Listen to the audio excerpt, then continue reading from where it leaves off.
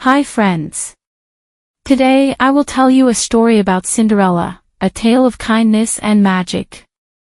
Once upon a time, in a quiet village surrounded by rolling hills, there lived a kind-hearted girl named Cinderella. She had bright red hair, sparkling green eyes, and a smile that could light up even the gloomiest day. But her life was far from easy. After her parents passed away, she was left in the care of her stepmother and two stepsisters, who treated her like a servant.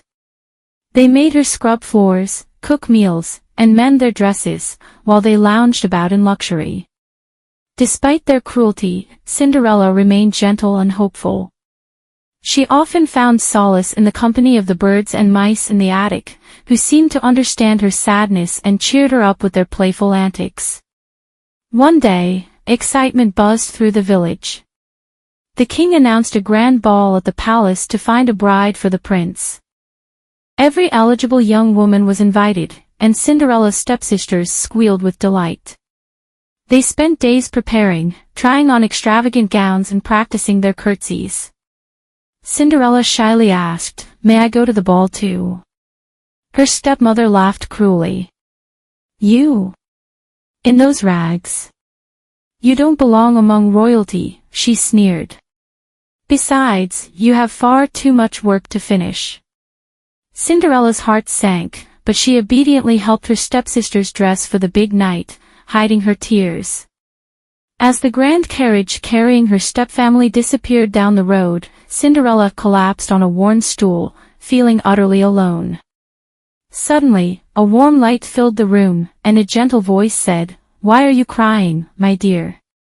Cinderella looked up to see a kind old woman with a shimmering wand. "I am your fairy godmother," she said with a twinkle in her eye. "And tonight, you shall go to the ball." With a wave of her wand, the fairy godmother transformed a pumpkin into a gleaming golden carriage, 6 mice into elegant white horses, and an old dog into a proud coachman.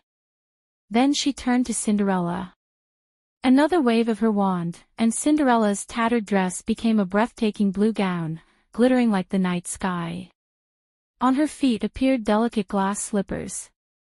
But remember, the fairy godmother warned, the magic will end at midnight. You must leave the palace before the clock strikes 12. When Cinderella arrived at the palace, she took everyone's breath away, including the prince's. He offered her his hand, and they danced as if no one else existed. Cinderella felt like she was in a dream, laughing and twirling with the prince. For the first time in her life, she felt truly seen. The clock struck 11:30, and Cinderella's heart sank as she remembered the warning. She excused herself, promising to return soon, but as the clock hands neared 12, she knew she had to leave. Just as the final bell rang, she ran down the grand staircase, her glass slipper slipping off her foot. She didn't dare stop to retrieve it and disappeared into the night, just as her carriage turned back into a pumpkin, and her gown became rags once more. The next morning, the village was abuzz with news. The prince was searching for the mysterious girl who had stolen his heart. He traveled from house to house, carrying the delicate glass slipper. "The girl whose foot fits this slipper will be my bride," he declared.